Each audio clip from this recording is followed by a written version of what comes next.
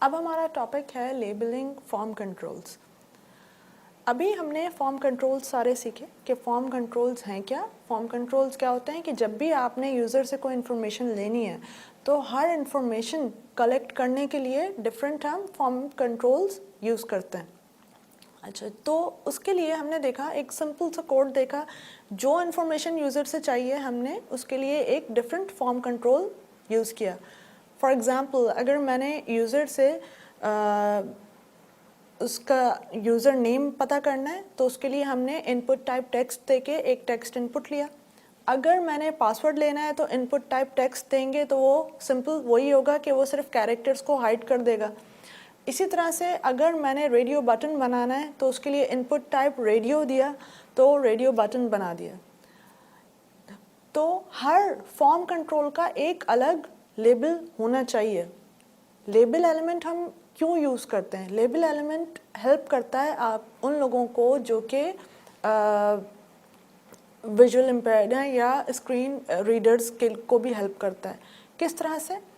For example, अगर मैंने एक रेडियो बटन बनाया तो जिस तरह हमने पहले देखा कि आपकी वेबसाइट उन लोगों के लिए भी एक्सेसिबल होना चाहिए जो कि देख नहीं सकते हैं, जिनको ये इश्यूज़ हैं या स्क्रीन रीडर यूज़ कर रहे हैं। तो अगर वो आपका फॉर्म फिल करने जाएं और फॉर एग्ज़ाम्पल जेंडर के लिए वो जेंडर सेलेक्ट करते हैं मेल या फीमेल, तो जेंडर आप सेलेक्ट करेंगे उस रेडियो बटन को क्लिक करके।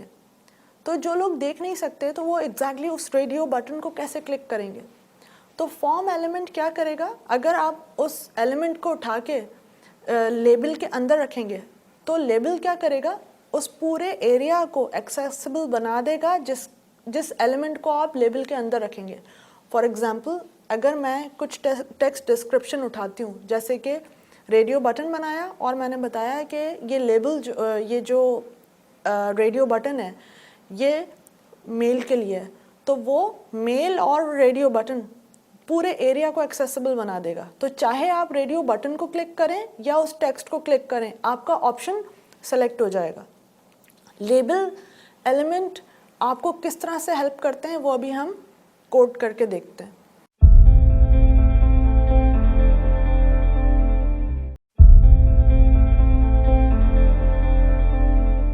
अब हमारा टॉपिक है grouping form elements. Form elements को हम ग्रुप कर सकते हैं। आपने अक्सर देखा होगा किसी भी फॉर्म पे कि एक अक्सर होता है कि सेक्शन नीचे बनाया हुआ होता है, जैसे कि फॉर ऑफिस यूज़ ओनली, या आपकी कॉन्टैक्ट डिटेल्स के लिए आपने उन एलिमेंट्स को जिसमें सिर्फ आपकी कॉन्टैक्ट डिटेल्स हैं उस सेक्शन को पूरा एक सेपरेट कर दिया।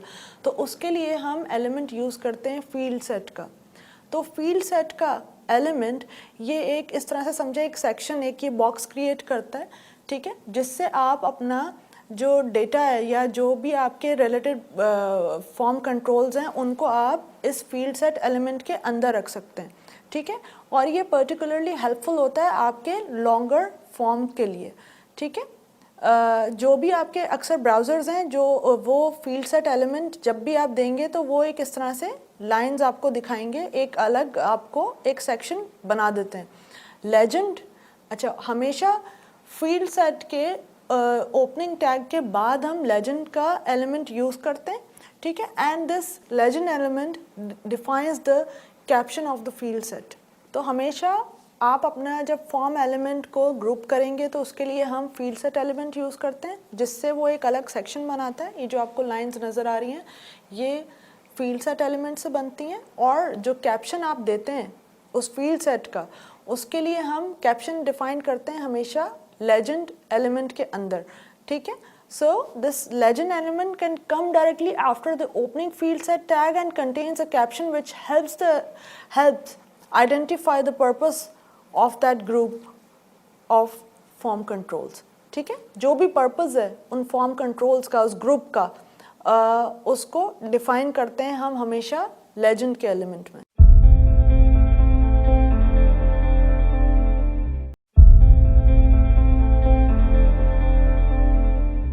अब हमारा टॉपिक है फॉर्म वैलिडेशन। तो HTML5 ने फॉर्म वैलिडेशन इंट्रोड्यूस किया है। पहले अक्सर आपने कुछ ऐसी फील्ड्स देखी होंगी जो कि आप गलत फिल कर देते हैं, या कुछ ऐसी रिक्वायर्ड फील्ड्स हैं जिनको आप फिल नहीं करते। तो पहले किस तरह से होता था कि यूज़र ने आके पूरा फॉर्म फिल किया, और जब आपने फॉर्म फिल किया तो फॉर्म आप सबमिट करेंगे, फॉर्म सबमिट होगा सर्वर पे, फिर सर्वर की ज़बान में वो पूरा फॉर्म प्रोसेस होगा। और फिर क्या होगा, अगर कोई ऐसी फील्ड है जो कि रिक्वायर्ड फील्ड थी, कंपल्सरी फील्ड थी, तो वो आप फिर सर्वर से रिस्पांस आता है, फिर वो फील्ड आपको अक्सर रेड नज़र आती थी, ये वो हाईलाइट कर देते थे कि ये रिक्वायर्ड फील्ड थी और आपने इसको फिल नहीं किया या गलत इन्फॉर्मेशन दी है, तो उसमें बहुत टाइम वेस्ट होता है। तो HTML5 ने एक नया ये फॉर्म वैलिडेशन इंट्रोड्यूस किया है, उसके लिए एक रिक्वायर्ड का एट्रीब्यूट है। तो उससे हमें फ़ायदा क्या होता है कि एक तो आपका टाइम वेस्ट नहीं होता, क्लाइंट साइड से ही वैलिडेशन हो जाती है। पहले क्या था कि सर्वर से वैलिडेशन होके वापस आती थी वो पेज पूरा, क्लाइंट पहले आप पूरा फॉर्म फिल करते थे, फिर उस पेज को सबमिट करते थे, फिर जब सबमिट करते थे तो सर्वर पूरा प्रोसेस करता था, फिर उसमें जो भी गलतियां होती थी फिर सर्वर उनको हाईलाइट करके आपको रिस्पॉन्ड बैक करता था। फिर आप उनको वो जो भी उसमें गलती आपने की है उसको ठीक करने के लिए आप दोबारा से फॉर्म फिल करते थे और फिर से सबमिट करते थे। तो अगर फ़र्ज़ करें दूसरी बार में फिर गलती की है तो फिर वही होगा कि आप सबमिट करेंगे, फिर सर्वर से रिस्पॉन्स आएगा।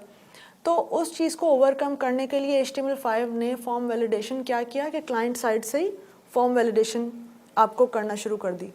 तो किस तरह से होता है कि कोई रिक्वायर्ड फील्ड है, आप उसके लिए एक रिक्वायर्ड का एट्रीब्यूट यूज़ करते हैं, तो उसमें अच्छा जैसे ही आप दूसरी फील्ड पे आएंगे, कोई भी कंपल्सरी फील्ड आपने छोड़ दी और आप दूसरे फील्ड पर आए, तो वो वहीं से आपको एक एरर देगा कि इस फील्ड को आप फिल करें, या फिर कि ये रिक्वायर्ड फील्ड थी, या जो भी आप जिस तरह से देना चाहें। तो वो ब्राउज़र से ही आपको वैलिडेशन होकर सामने आ जाती है। उसमें आप क्या कर सकते हैं, अच्छा HTML4 में भी ये रिक्वायर्ड का था, लेकिन रिक्वायर्ड के साथ लोग रिक्वायर्ड की वैल्यू भी रिक्वायर्ड यूज़ करते थे, लेकिन HTML5 में you can just use this required attribute and it saves a lot of time.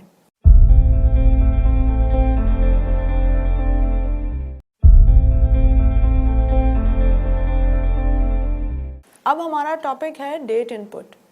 तो इनपुट टाइप में अगर आप इनपुट टाइप की वैल्यू अगर आप डेट देते हैं तो वो क्या करता है, एक छोटा सा कैलेंडर बना देता है। तो जैसे ही आप कैलेंडर से कोई भी डेट है आपके, फ़र्ज़ करें आपने कोई डिपार्चर डेट देनी है या आपने अपनी डेट ऑफ बर्थ बतानी है, तो आपने डेट सेलेक्ट की और फिर उसको सबमिट कर दिया।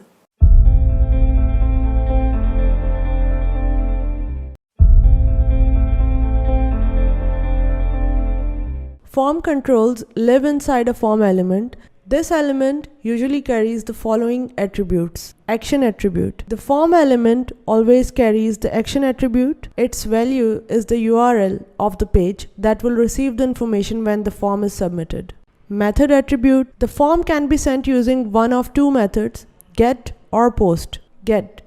With the get method, the values from the form are added to the end of the URL specified in the action attribute. The following are further details about the get method. The length of a URL is limited to 2048 characters. Never use get to send sensitive data.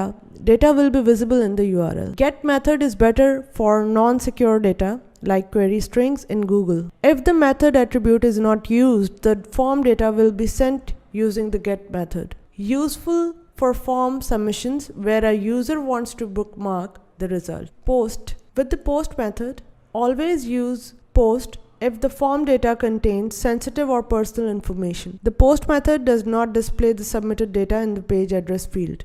Post has no size limitations, can be used to send large amounts of data. Form submission with post cannot be bookmarked. Data from a form is sent as name value pairs. Form controls may be used to collect data from users. Each form controls is given a name and the text the user types in or the values of the options they select are sent to the server.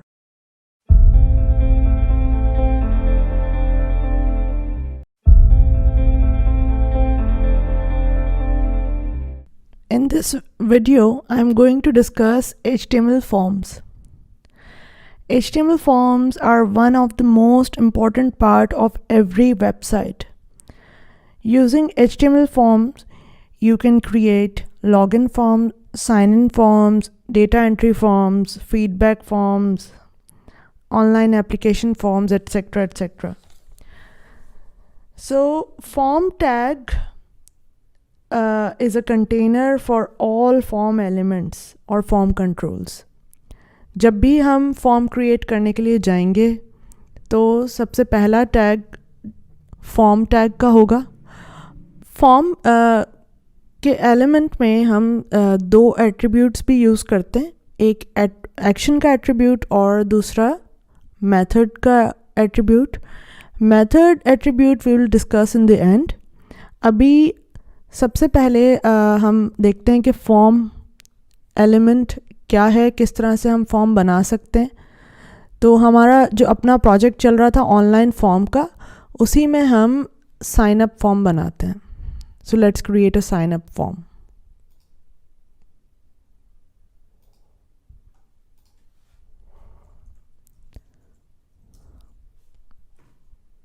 Title दे देते हैं.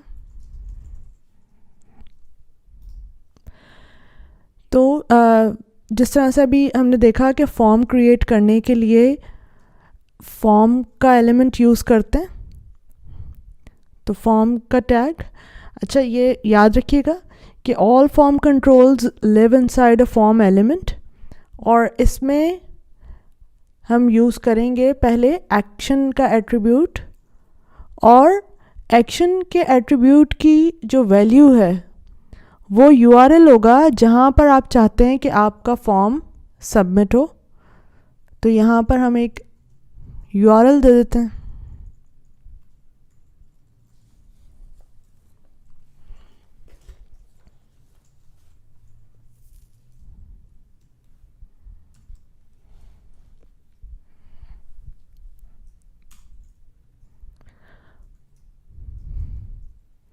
इसके बाद हमने देखा था कि अगर आपने टेक्स्ट बॉक्स क्रिएट करना है तो टेक्स्ट बॉक्स किस तरह से क्रिएट होगा.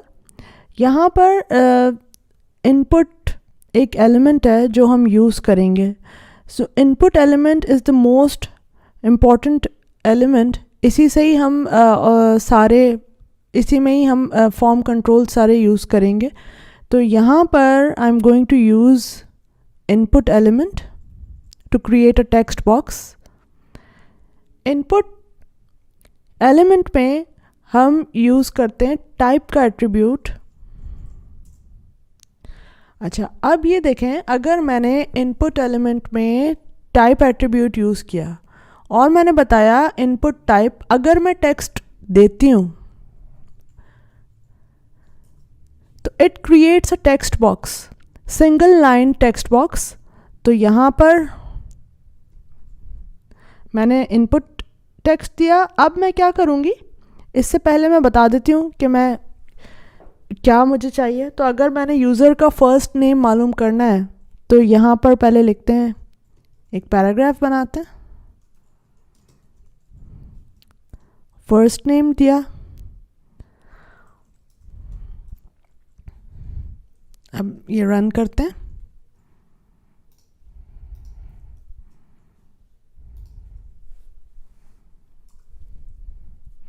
तो यहाँ आप देख सकते हैं कि जैसे ही आपने इनपुट टाइप टेक्स्ट दिया तो उससे ये single line text box create कर दिया.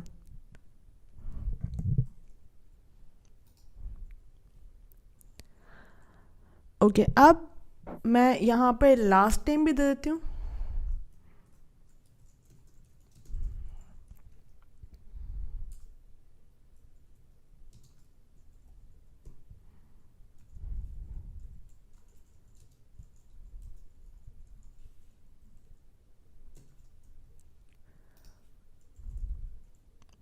अब आप देखें, इसको रन करते हैं.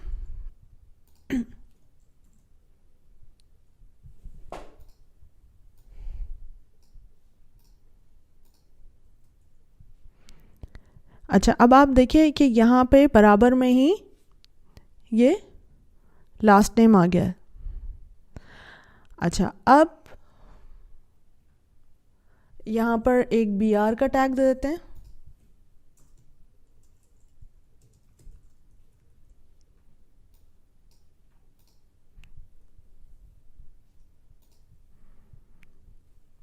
लास्ट नेम दिखा दिया आपने। अच्छा, अब अगर मैं, अच्छा यहाँ पर एक एट्रीब्यूट और हम यूज़ करते हैं नेम का।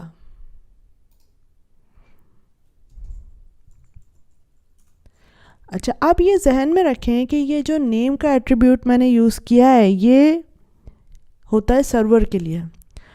मतलब कि सर्वर को ये बताना पड़ता है कि जो भी इंफॉर्मेशन आप दे रहे हैं या जो भी फॉर्म कंट्रोल आपने यूज़ किया है उसमें आपने जो भी वैल्यू एंटर की है वो जब सर्वर पर सबमिट होगी तो सर्वर को ये समझ में आएगा कि यहाँ पर आपने कोई यूज़र से उसका नाम पता किया है, उसका फ़र्स्ट नेम मालूम किया है।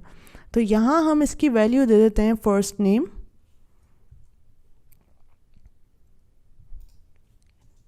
इधर भी इसकी वैल्यू दे देते हैं लास्ट नेम। अब इसका रिज़ल्ट देखिए, यहाँ आपको पेज पे इसका कुछ भी कोई फ़र्क नहीं पड़ेगा, लेकिन क्योंकि ये जो नेम एट्रीब्यूट हमने यूज़ किया है किसके लिए है? सर्वर के लिए। अब मैं दो एट्रीब्यूट और यूज़ कर लेती हूँ। एक एट्रीब्यूट है साइज़ का। साइज़ यहाँ हम दे देते हैं 15।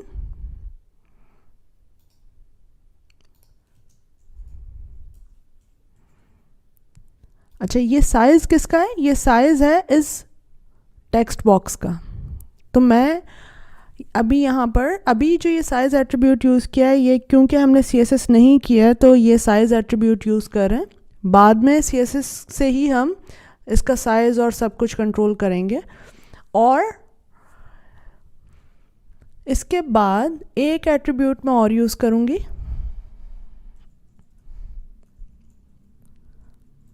मैक्स लेंथ का। मैक्स लेंथ है कैरेक्टर्स की लेंथ। तो यहाँ पर आप स्पेसिफाई कर सकते हैं कि कितने कैरेक्टर्स की आप लिमिट बताएंगे कि कितने कैरेक्टर्स यूज़र मैक्सिमम एंटर कर सकता है। तो यहाँ हमने लिमिट कर दिया है 30। इधर भी दे देते हैं।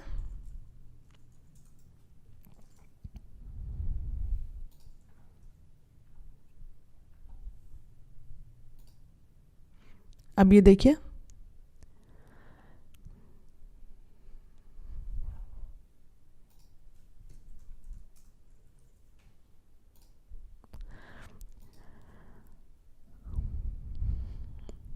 तो ये अभी हमने देखा कि यूज़र से अगर आपने फर्स्ट नेम और लास्ट नेम पता करना है सिंगल लाइन टेक्स्ट के लिए हम यूज़ करते हैं इनपुट टाइप टेक्स्ट। तो जो भी यहाँ पर हम अब काम करेंगे वो ज़्यादातर इनपुट टाइप से ही होगा। अच्छा, अब यूज़र नेम तो हमने पता कर लिया। Now I want to create password input. तो मैं यहाँ क्या करूँगी, सिंपली वही इनपुट का एलिमेंट हम यूज़ करेंगे। इनपुट में हमेशा टाइप का एट्रीब्यूट होगा। क्या आप बताएंगे इनपुट टाइप क्या है? अगर मैं यहाँ पर इनपुट टाइप की वैल्यू पासवर्ड दे देती हूँ, अब देखें क्या होगा। यहाँ पर कुछ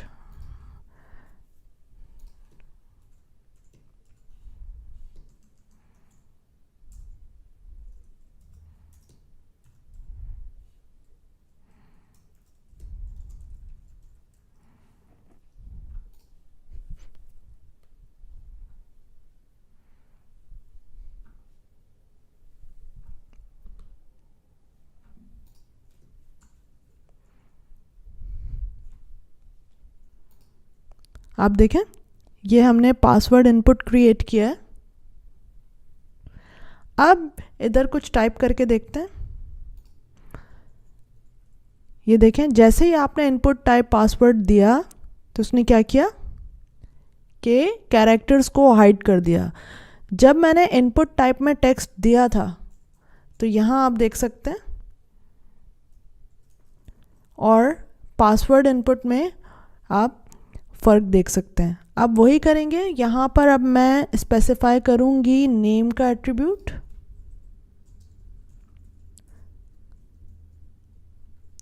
वैल्यू इधर पासवर्ड दे देते हैं।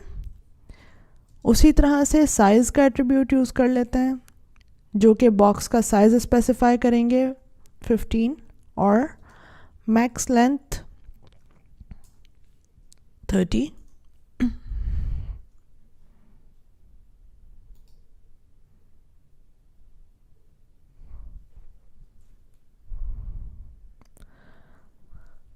अब यहाँ मैं एक फील्ड और क्रिएट कर लेती हूँ, री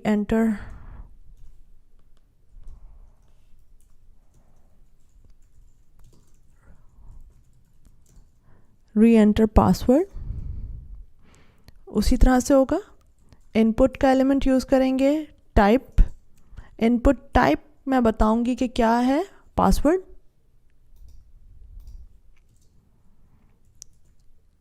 नेम में पासवर्ड दे देंगे। साइज एट्रीब्यूट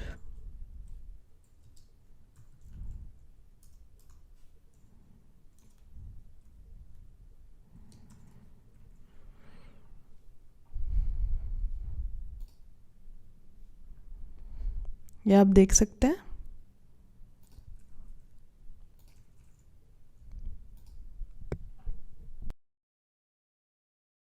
तो अगर मैं चाहूँ कि ये जो दोनों फील्ड्स हैं ये मुझे बराबर में ही नज़र आएँ, तो उसके लिए we will just remove this BR tag. अच्छा, अब हम देखते हैं कि टेक्स्ट एरिया क्या होता है। तो अगर आपको यूज़र से कमेंट्स चाहिए या फीडबैक चाहिए या कोई क्वेरी या है यूज़र की आपसे, या तो उसके लिए हम यूज़ करते हैं टेक्स्ट एरिया। ठीक है, text area allows you to get multi line text inputs. अभी तक हमने सिंगल लाइन टेक्स्ट इनपुट देखे थे। तो अगर आपको कमेंट्स चाहिए यूज़र से, तो उसके लिए टेक्स्ट एरिया हम यूज़ करते हैं। So to create text area you can use text area element. It's a pair tag, और इसमें भी हम नेम का एट्रीब्यूट यूज़ करेंगे। नेम में हम मेंशन कर देते हैं कि ये कमेंट्स के लिए है। अब ये रन कर लेते हैं। इस तरह से ये आपको डिफ़ॉल्ट एक नज़र आ रहा है बॉक्स। अच्छा, so what ever you right between opening text area and closing text area element will appear in the text box when the page loads। तो यहाँ पर मैं कुछ टेक्स्ट लिखूँगी, enter your comments। तो जैसे ही आप पेज लोड करेंगे तो यहाँ आप देख सकते हैं। अच्छा, ये जो टेक्स्ट एरिया बॉक्स का साइज़ आपको नज़र आ रहा है, ये डिफ़ॉल्ट साइज़ है। तो इसमें हम दो एट्रीब्यूट्स भी यूज़ कर सकते हैं उसकी हाइट और विड्थ कंट्रोल करने के लिए। अच्छा, अभी क्योंकि हमने CSS नहीं सीखी है तो हम ये एट्रीब्यूट्स यूज़ कर रहे हैं, इसके बाद ये वाला काम CSS से ही करेंगे। So there are two attributes of text area to control the height and width. हम रो का एट्रीब्यूट यूज़ कर सकते हैं to control the height of text area. You can mention how many rows you want to show। तो यहाँ मैं 4 दिखा देती हूँ इसकी वैल्यू। इसका मतलब क्या है कि हमें 4 रोज़ चाहिए। अब इसको ब्राउज़र में देखते हैं। So if you want to increase the height, the width of text area, you can use call attribute। Column यहाँ हम स्पेसिफाई करते हैं 30।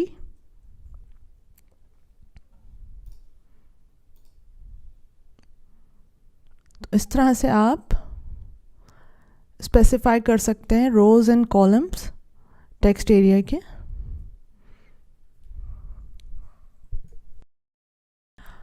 In this video, we will discuss how we create radio buttons and when we need to create radio buttons. So when do we need to create radio buttons? If user need to make only one selection out of multiple choices, then we need to create radio buttons. For example, in our application form, sign in form, अगर हमें user का gender पता करना है तो there will be two choices, either male or female, out of which a user need to make only one choice. So in this situation we need to create radio buttons. So let's create a radio button. So to create a radio button we will use input tag. अब आप देख सकते हैं कि जब हमें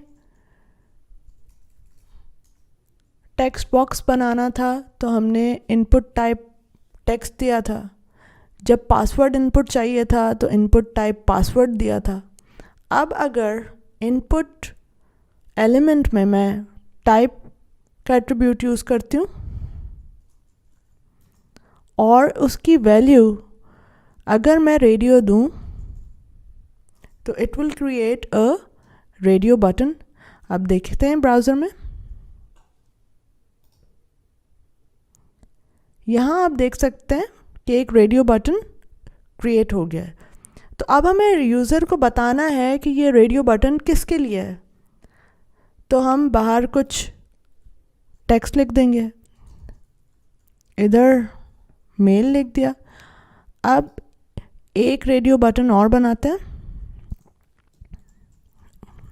input type में radio दिया और यहाँ पी टेक्स्ट दे दिया.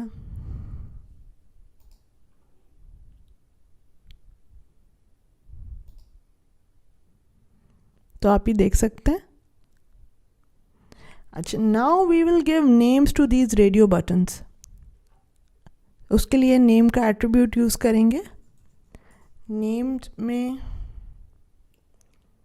मेल दे देते हैं और यहाँ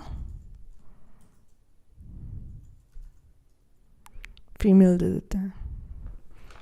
अब ये ब्राउज़र में देखते हैं. Now I need to select one option इन दोनों में से. लेकिन यहाँ आप देख सकते हैं कि यहाँ पर दोनों ऑप्शन सेलेक्ट हो रहे हैं. तो उसकी क्या वजह है? यहाँ मैं क्या चाह रही हूँ कि अगर मैं मेल सेलेक्ट करूँ तो फीमेल डी सेलेक्ट हो जाए और अगर फीमेल सेलेक्ट करूँ तो मेल डी सेलेक्ट हो जाए. लेकिन यहाँ पर दोनों सेलेक्ट हो रहे हैं. तो उसकी क्या वजह है? इसकी वजह ये है कि हमने इसको प्रॉपर अगर बिहेवियर देना है तो रेडियो बटन का प्रॉपर बिहेवियर क्या है कि यूज़र जो भी आए वो दोनों में से कोई भी एक ऑप्शन सेलेक्ट कर सके. तो हमें इसको ग्रुप करना पड़ेगा. ग्रुप किस तरह से हम कर सकते हैं? ग्रुप करने के लिए हमें नेम को सेम वैल्यू देना पड़ेगी. तो यहाँ मैं क्या करूँ,